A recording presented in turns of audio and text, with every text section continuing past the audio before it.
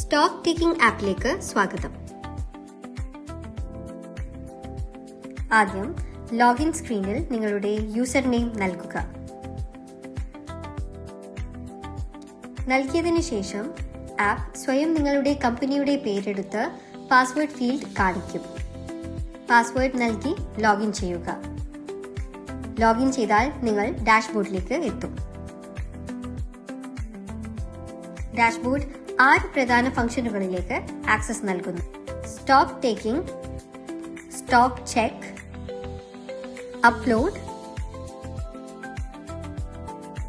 Not found items upload, settings. മുകളിൽ refresh button ഉപയോഗിച്ച് സെർവറിൽ നിന്ന് ഡാറ്റ സിങ്ക് ചെയ്യാം.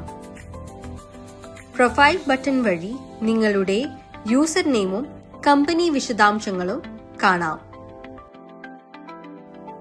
ലോഗൌട്ട് ബട്ടൺ അമർത്തുമ്പോൾ സംഭരിച്ചിരിക്കുന്ന എല്ലാ ഡാറ്റയും ക്ലിയർ ചെയ്യപ്പെടും. സുരക്ഷയ്ക്കായി അഡ്മിൻ പാസ്വേഡ് ആവശ്യമാണ്. ആദ്യമായി സ്റ്റോക്ക് ടേക്കിംഗ് ഫീച്ചർ ഉപയോഗിച്ച് സെർവറിൽ ഇതിനകം അപ്ലോഡ് ചെയ്തിട്ടുള്ള സ്റ്റോക്ക് വിവരങ്ങൾ അപ്ഡേറ്റ് ചെയ്യാം. നിങ്ങൾക്ക് ബാർകോഡ് സ്കാൻ ചെയ്യുകയോ അല്ലെങ്കിൽ കൈയോടെ നൽകുകയോ ചെയ്ത് സെർവർ ഡാറ്റയോ ലോക്കൽ ഡാറ്റയോ തിരികെ വിളിക്കാം. അടുത്തത് ക്വാണ്ടിറ്റി നൽകുക. പിന്നെ ആഡ് അമർത്തി ലോക്കലായി ഡാറ്റ സേവ് ചെയ്യുക. ഓരോ എൻട്രിക്കും എഡിറ്റ്, ഡിലീറ്റ് ഓപ്ഷൻ ലഭ്യമാണ്. സ്കാൻ ചെയ്ത ബാർകോഡ് ഐറ്റംസ് ലിസ്റ്റിൽ ലഭ്യമല്ലെങ്കിൽ അത് നോട്ട് ഫൗണ്ട് ഐറ്റംസ് ലിസ്റ്റിൽ ചേർക്കണോ എന്ന് ചോദിച്ച് ഒരു അലേർട്ട് ബോക്സ് പ്രത്യക്ഷപ്പെടും. നിങ്ങൾ യെസ് അമർത്തുകയാണെങ്കിൽ ആപ്പ് നോട്ട് ഫൗണ്ട് ഐറ്റംസ് പേജിലേക്ക് മാറും. അവിടെ ആവശ്യമായ എല്ലാ വിവരങ്ങളും നൽകി ആഡ് അമർത്തണം. സമർപ്പിച്ചതിന് ശേഷം സ്റ്റോക്ക് ടേക്കിംഗ് പേജിലേക്ക് മടങ്ങണമോ എന്ന് ചോദിച്ച് മറ്റൊരു പോപ്പപ്പ് പ്രത്യക്ഷപ്പെടും. യെസ് അമർത്തുകയാണെങ്കിൽ സ്റ്റോക്ക് ടേക്കിംഗ് പേജ് വീണ്ടും പ്രത്യക്ഷപ്പെടും. നോ അമർത്തുകയാണെങ്കിൽ നിങ്ങൾ അതേ പേജിൽ തന്നെ തുടരും.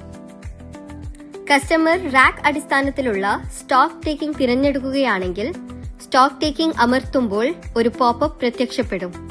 അതിൽ നിങ്ങൾക്ക് റാക്ക് തിരഞ്ഞെടുക്കാം. ആവശ്യമായ റാക്ക് തിരഞ്ഞെടുത്ത് സാധാരണ സ്റ്റോക്ക് ടേക്കിംഗ് നടപടികളുമായി മുന്നോട്ടു പോകുക. അടുത്തത് സ്റ്റോക്ക് ചെക്ക് ഉപയോഗിച്ച് സെർവർ ഡാറ്റയോ ലോക്കലായി സേവ് ചെയ്ത ഡാറ്റയോ ബാർകോഡ് സ്കാൻ ചെയ്ത് പരിശോധിക്കാം.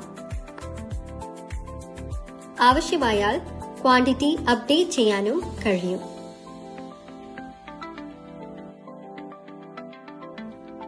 അടുത്തത് അപ്ലോഡ്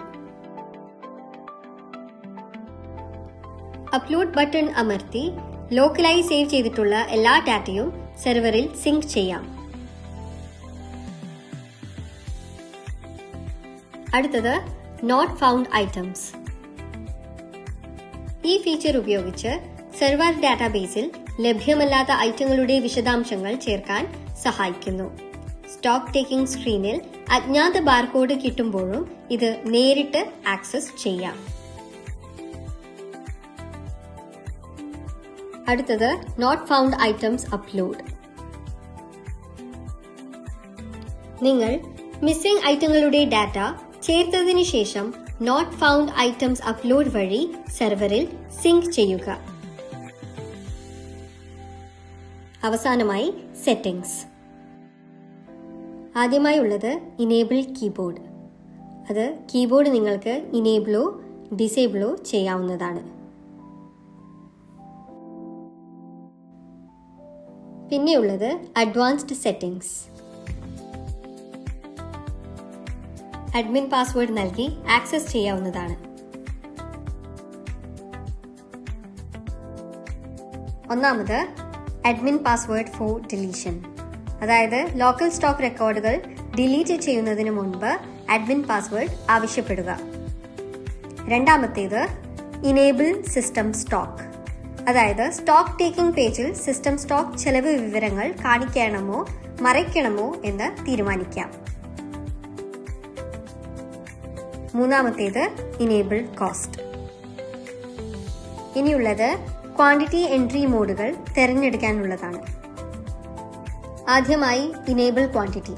നമ്മൾ സെറ്റ് ചെയ്യുന്ന ക്വാണ്ടിറ്റി സ്റ്റോക്ക് ടേക്കിംഗ് ചെയ്യുമ്പോൾ തന്നെ ഓട്ടോമാറ്റിക്കായി ബോക്സിൽ സെറ്റ് ചെയ്ത് ക്വാണ്ടിറ്റി വിസിബിൾ ആകും.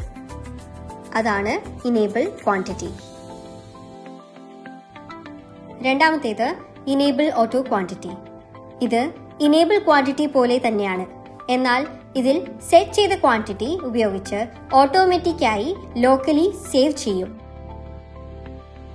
സാധാരണ പോലെ നമ്മൾ ഇതിൽ ആഡ് ബട്ടൺ പ്രത്യേകം ക്ലിക്ക് ചെയ്യേണ്ടതില്ല.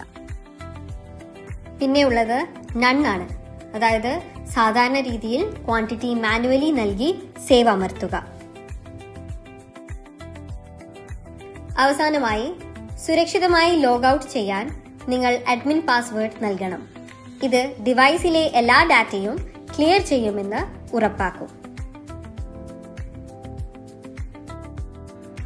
നമ്മുടെ സ്റ്റോക്ക് ടേക്കിംഗ് ആപ്പ് ഉപയോഗിച്ചതിന് നന്ദി.